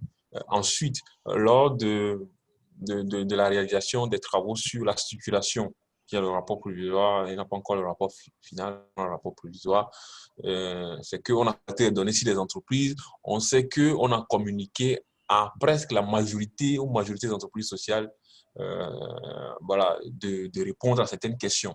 C'est une façon de les associer. En ce qui concerne la loi et autres, c'est qu'il y a divers niveaux de comités pour faire la loi. Il y a les experts, après ils vont partager avec tous les acteurs qui vont faire des observations, tous les acteurs à qui la loi va s'appliquer, parce qu'il n'y a pas de sens que les acteurs à qui on va appliquer une loi ne seront pas... voilà, donc on doit partager avec eux. Ils vont faire leurs observations. Il faut que la loi réponde à leur réalité. Ça, c'est très important. Et voilà quoi. Donc, il y a une méthodologie d'inclusion bien mise en place et que tout le monde sera associé d'une manière ou d'une autre. Et l'avis utile de chacun sera pris en compte. Je vous remercie. Merci beaucoup, monsieur Nestor. Je vais également abonder dans le même sens en disant que cette démarche a été insufflée par la ministre du Développement à la base, Mme Victor Omega Tombé, notre ministre de tutelle. Donc, c'est pour dire à M. Dieudonné que la démarche, elle a débuté dans un esprit d'inclusivité et nous allons continuer dans le même sens. Donc, c'est un peu ça. Il y a une question de Mme Messi. Elle a écrit dans le box, parce que vous pouvez également écrire dans le chat, dans le truc de commentaires, là, pour écrire comment je peux surveiller les questions si vous le souhaitez. Mme Messi dit, pour M. Nestor, elle dit, je parle de l'environnement favorable, entre autres, fiscalité, crédit favorable, promotion de la consommation locale. Réinvestir dans la question. Oui, Madame Messi. Maintenant, c'est réinvestir les suivantes. Question suivante. Là, ok. Réinvestir dans l'action alimentaire, c'est quoi? Okay. Ah, ok. C'est dans le chat. Ok, je peux répondre. Oui, tu peux répondre. Oui, tu peux répondre. C'est mieux, hein? Oui. C'est que, par exemple, je prends un exemple pratique. On a une entreprise qui transforme le bois de qualité en un produit pour pouvoir lutter contre le paludisme. C'est-à-dire permettre aux populations de passer comme une pommade pour lutter contre le paludisme, c'est-à-dire la piqûre des moustiques. C'est un exemple terre à terre. Hein. Bon, cette entreprise constate que pour le moment, elle n'atteint que 50 personnes. D'accord? Aujourd'hui, pour ce mois ou bien par trimestre, si elle atteint 50 personnes, lorsqu'elle fait un bénéfice de 200 000 francs, pour atteindre 200 personnes, il faut qu'elle réinvestisse. Vous voyez? Elle réinvestit à la fois, elle agrandit la population à faible revenu d'avoir ce produit qui n'est pas cher et agrandit son champ et lutte encore plus contre le paludisme et réinvestit au fur et à mesure et agrandit son champ. Vous voyez? Donc, et c'est ça, réinvestir dans l'action sociale. Elle ne se limite pas seulement à un groupe cible, seulement restreint. Elle réinvestit ou elle diversifie ses actions. Elle n'est pas obligée de faire seulement de bonne qualité et puis transformer d'autres choses pour répondre à d'autres besoins. Donc, c'est qu'elle investit constamment une partie de ses revenus. Elle s'interdit de partager la totalité de ses revenus comme dividende. C'est un principe des entreprises sociales. Soit, si elle n'a pas besoin de créer un modèle d'affaires, elle pourrait investir dans un puits d'eau, dans un truc d'école. En tout cas, elle investit une partie quand même dans une action sociale. C'est obligé. Sinon, elle n'a pas une entreprise. Elle ne peut pas partager tous les revenus en tant que dividende. Non. Il doit réinvestir une partie dans une action sociale, soit pour agrandir son modèle d'affaires, soit pour diversifier son modèle d'affaires, soit pour investir dans une action connexe, qui est sociale. Et je suis sûr que les actions sociales sont infinies et ça existe. Donc, une entreprise, ce n'est pas très évident par rapport à leur taille, surtout les entreprises sociales, ne peut pas dire qu'elles ont tellement investi qu'elles ne peuvent plus investir dans une action sociale. Je ne sais pas si ma réponse...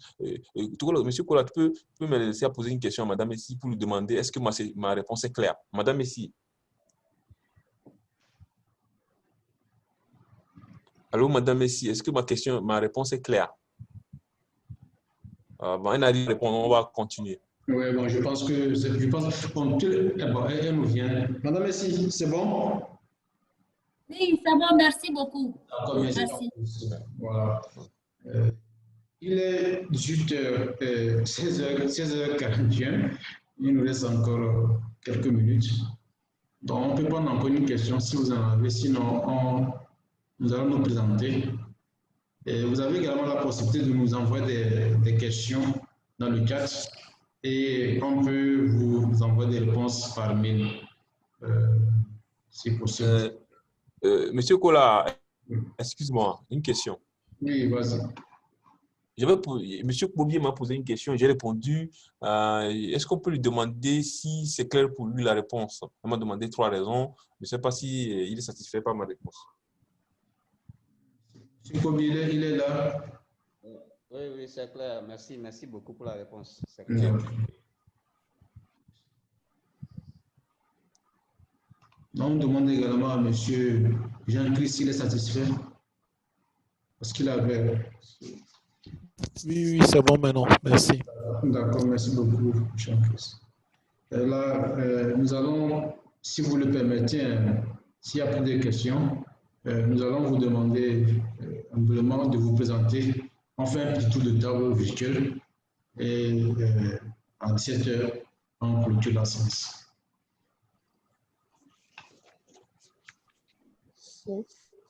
Moi, je lis seulement ce que je vois sur l'écran et vous pouvez maintenant vous présenter de nouveau et votre nation de provenance.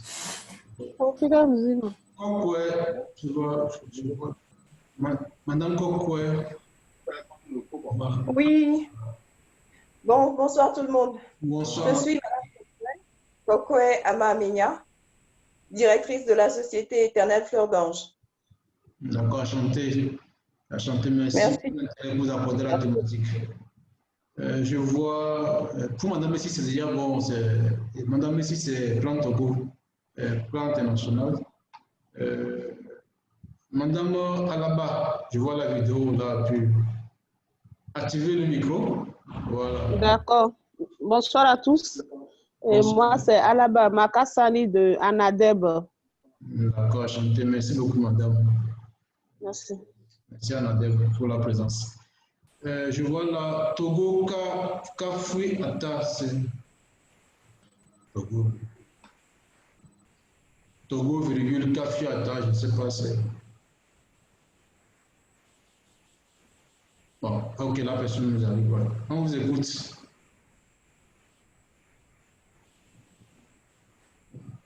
Togo Kafui Ata. Togo Kafui Ata, je ne sais pas. Vous pouvez parler, le micro est activé. Ça ne marche toujours pas. Ok, on passe à une autre personne. HP.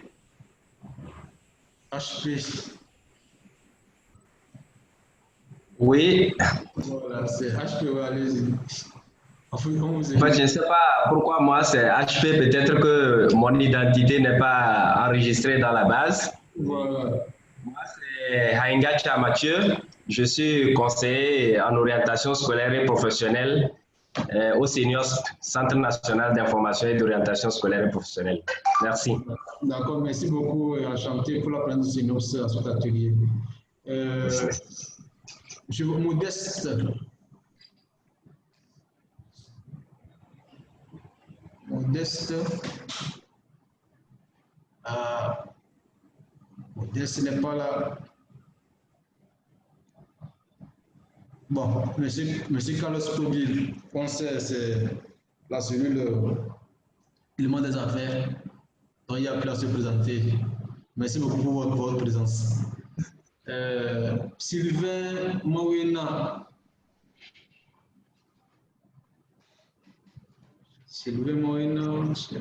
Ah voilà. Oui, bonsoir. Bonsoir. Sylvain Mawena de l'ANPE. D'accord. Enchanté. Merci beaucoup à l'ANPE pour sa présence. Comme là, Martin, là, ça fait à pompe au point. Activez votre micro. Oui. Voilà, c'est bon. Allez-y. Oui.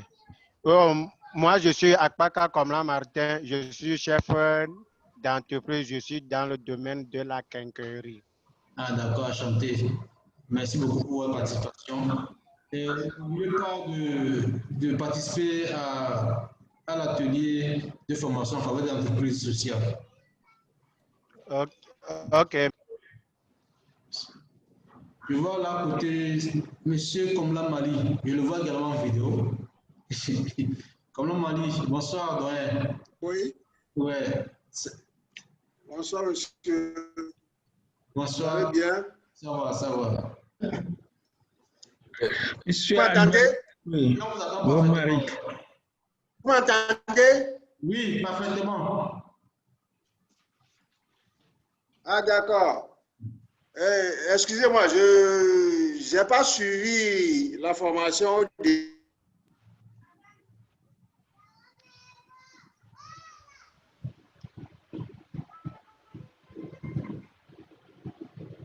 Monsieur Komlam, il y a un problème de connexion.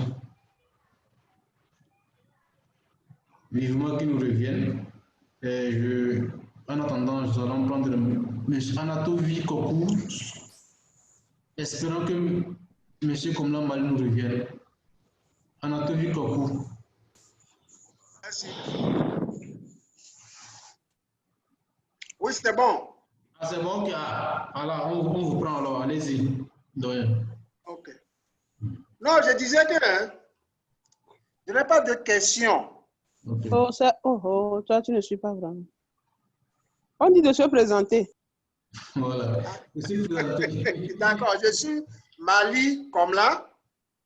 Je suis directeur de la planification et de suivi au FNFI. Enchanté. Merci beaucoup, FNFI. Merci beaucoup. Excusez-moi, monsieur Kola, 2 minutes. Oui. Je voulais dire à monsieur Kolma Mali, que je lui transmets mes salutations parce que lorsqu'il était à Lomé, j'étais passé le voir pour les collèges de données, il m'a bien reçu. Donc, salut, monsieur chef doyen, monsieur Kolma Mali. Ah, grand patron, merci beaucoup. Ok. Bienvenue. Oui. Merci beaucoup. Merci. On continue là. Monsieur Jean-Christ Ali, Jean-Christ Ali, pour vous présenter, en attendant que monsieur Anatovi nous revienne. Ouais. Allez-y, Jean-Christ. Je sais que... Allô, vous m'entendez? On vous écoute, ouais. Je suis Jean.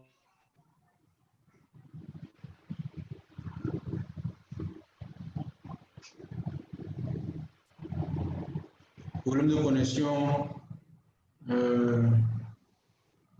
Est-ce qu'il va nous revenir, Jean-Christ? Bon, on passe à M. Yatouat, s'il est en ligne. M. Yatouat, il n'est pas en ligne également. On prend M. Kirtimé. Activez votre micro. Oui, moi je suis M. Kiltem Toitre Pascal du ministère de l'Action sociale, chargé de mission de la ministre.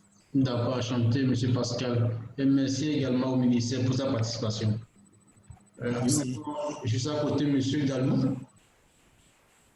Votre nom et prénom et votre nation de provenance.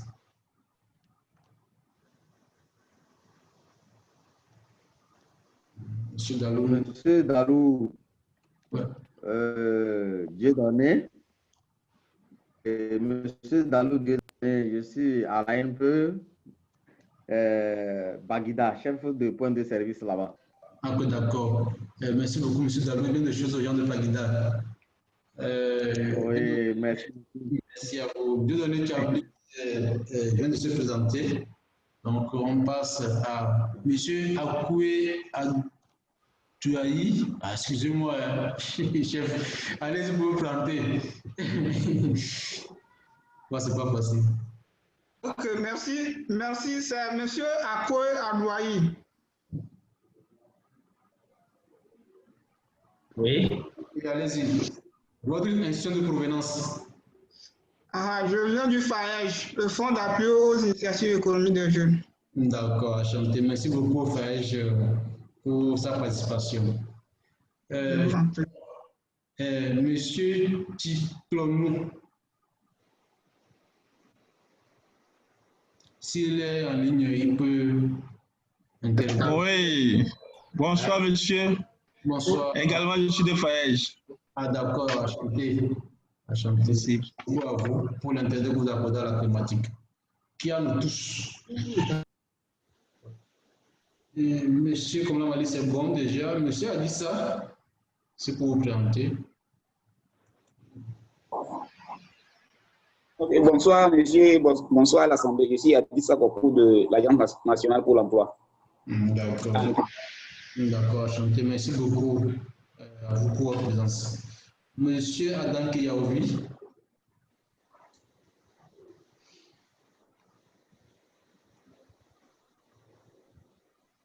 Monsieur Adam Kiyaoui, est-ce qu'il est là? Il peut se présenter, s'il vous plaît.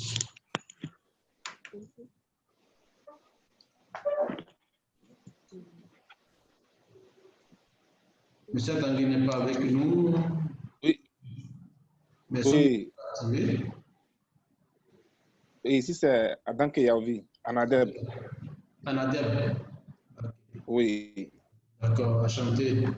Merci beaucoup, Anadeb, pour sa participation avec Madame Alaba. Oui. Je vois M. Bill Darté. Oui. Je suis M. Bill Darté de l'INAM, Institut national d'assurance maladie.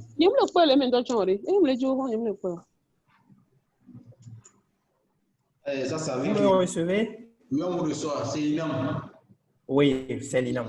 D'accord, merci beaucoup à l'INAM pour sa participation. Merci à vous également pour l'invitation et l'initiative. Merci beaucoup, merci.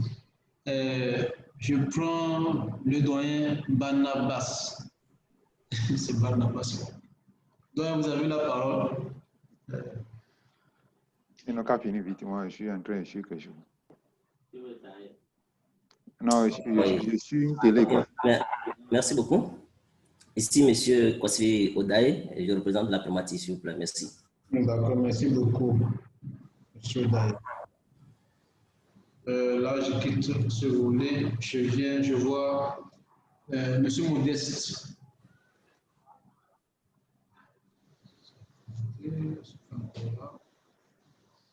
Bon, il n'est pas là avec nous. Je vois admin. Parce que bon, il n'y a pas le vrai nom, mais je lis ce que je vois sur l'écran. Admin, peut se présenter. Admin n'est pas là. Ok. Monsieur Kiliou.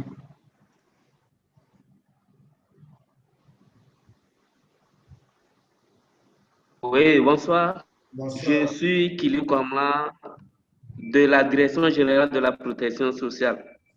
Ok, d'accord, enchanté. Merci pour la participation. Je vois... Je vous en prie. D'accord, merci. Madame Abi. Ouais. Madame Abi. Oui. Oui, bonsoir tout le monde. Bonsoir, madame. Oui. Vous pouvez vous présenter votre intention de provenance? Oui, je suis Agbi Akwefa, comme vous le lisez à l'écran. Ouais. Je suis à la direction de la jeunesse. D'accord, merci beaucoup. Donc, vous permettez que je puisse remercier M. Nestor pour la présentation, surtout pour la nuance entre l'entrepreneuriat social et l'entrepreneuriat inclusif. C'est-à-dire la nuance entre les deux thèmes, quoi. Merci beaucoup à lui. Okay. Monsieur Kola, merci aussi à la coalition. Merci beaucoup, madame. Merci également à la DGH pour la participation à cette séance. Merci beaucoup. On passe, je vois là, m'a échappé, là où monsieur Ada. Ouais.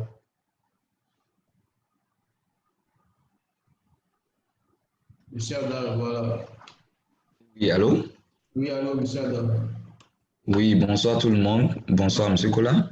Bonsoir. Oui, je suis Ada Benedictus. Je viens du Fonds d'appui aux initiatives économiques des jeunes, le FAEJ. D'accord. Merci beaucoup, monsieur Ada et au FAEJ pour la participation. Je vois où déjà sommes ici Tengue. Oui, bonsoir tout le monde. Bonsoir, madame. Je suis Tengue Amavi Akpeje, directrice de la Maison des coopératives du Togo et l'initiative African Women and Young for Social and Solidarity Economy. Merci beaucoup. D'accord, merci beaucoup, madame. Je pense que j'ai fait un peu le tour. Nous avons des participants qui n'ont pas pu se présenter à cause de petits soucis. Il est 16h56. Je pense que nous sommes arrivés à la fin de notre séance. Nous continuons de recevoir des questions inbox. Monsieur Komla Mali, votre question est bien enregistrée. Nous allons vous répondre par WhatsApp, si vous le permettez. Marque ta vie et la marque de ce renouveau de l'esprit se voit dans tous les domaines de votre vie. Je dis il y a un intrus là. Voilà, viens couper l'intrus. C'est bon. Mais, monsieur Nestor. Oui. Voilà, et chose. Bon, pour monsieur Mali, il demande rapidement parce qu'il nous reste encore 2 minutes. Je voudrais juste avoir la définition de l'entreprise sociale et inclusive. Ah, ok. Une entreprise sociale, c'est toute organisation, personne de droit privé, à l'exception des entreprises qui sont dans le secteur financier. Donc, c'est toute organisation, personne de droit privé, qui dispose d'un projet économique qui prend en compte les aspects sociaux et environnementaux et qui a une lucrativité limitée ou nulle. C'est ça une entreprise sociale. Elle a principalement une lucrativité limitée ou nulle. Ça veut dire tout simplement que ses revenus, elle ne partage pas la totalité des revenus entre les actionnaires. Elle réinvestit obligatoirement au moins 50% de ses revenus dans son objet social. Ou même des fois réinvestit la majorité, c'est-à-dire plus que 50%, c'est-à-dire 75%, voire 40-80%. Ça dépend de son modèle d'affaires dans l'action sociale. Et son groupe cible, c'est les personnes à faible revenu. Ce sont des personnes qui ont besoin d'être accompagnées et son modèle d'affaires doit être adapté aux besoins de ces personnes. C'est ça une entreprise sociale. Une entreprise inclusive, c'est toute entreprise classique à but lucratif qui inclut les populations à faible revenu à 3 niveaux. Cette entreprise les inclut sous forme de clients en proposant à ces personnes des produits qui répondent à leur pouvoir d'achat. Elle les inclut sous forme de producteurs en permettant à ces personnes d'écouler leurs produits. Ces paysans, par exemple, je veux parler des, il y a des coopératives, ainsi de suite, qui vont chez les paysans et qui achètent des produits des paysans, mais qui les achètent par rapport aux normes, aux prix normaux, pas des prix pour exploiter les paysans. Hein, voilà. L'objectif, c'est de faire une inclusion sociale de ces paysans, c'est de leur permettre de bien vivre dans la dignité et d'avoir accès aussi au marché pour acheter ce qu'ils peuvent pour vivre. Une entreprise inclusive, enfin, peut inclure les populations à faible revenu sous forme d'employés, en proposant des emplois qui répondent à la compétence pratique de ces populations, en éviter d'exiger un très grand haut niveau de diplôme, tout ça, puis leur propose des emplois pour leur permettre une insertion sociale. Donc, une entreprise inclusive inclut les populations à faible revenu sur ces trois niveaux. Voilà. Donc, je ne sais pas si j'ai répondu à M. Komlan Mali. Non, il n'y a pas de problème. Okay. Tout ce que je voulais ajouter, j'ai pu l'entendre dans votre présentation. Vous nous dites que les Nations Unies ont une définition du même thème, mais que vous avez fait une définition sur la base de 16 pays. Or, les Nations Unies en ont un peu de 180 quelque chose de pays. Oui.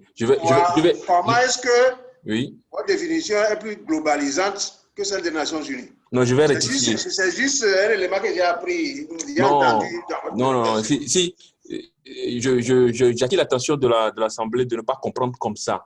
Voilà. J'ai dit qu'on s'est basé sur la définition des Nations Unies, on l'a adapté aux définitions de notre diagnostic et que notre définition rentre dans le domaine des définitions des Nations Unies. C'est ça, en fait. Ah, d'accord, ok, c'est bon. Voilà. Et pas le contraire. Okay. Merci beaucoup. Ouais. Merci beaucoup, M. Komlan Mali, d'être satisfait. Je vous en prie. Nous sommes arrivés à la fin de notre séance de formation en ligne d'aujourd'hui. Les prochaines étapes, c'est demain le rendez-vous de demain, 26 août, et le samedi 29 août, où nous terminons cette série de webinaires.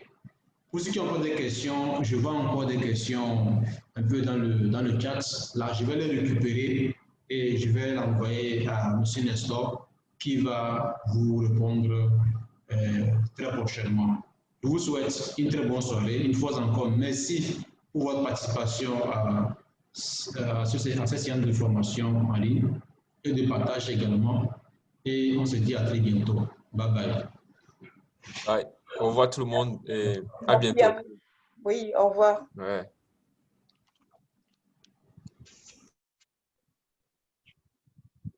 Au revoir. Ciao.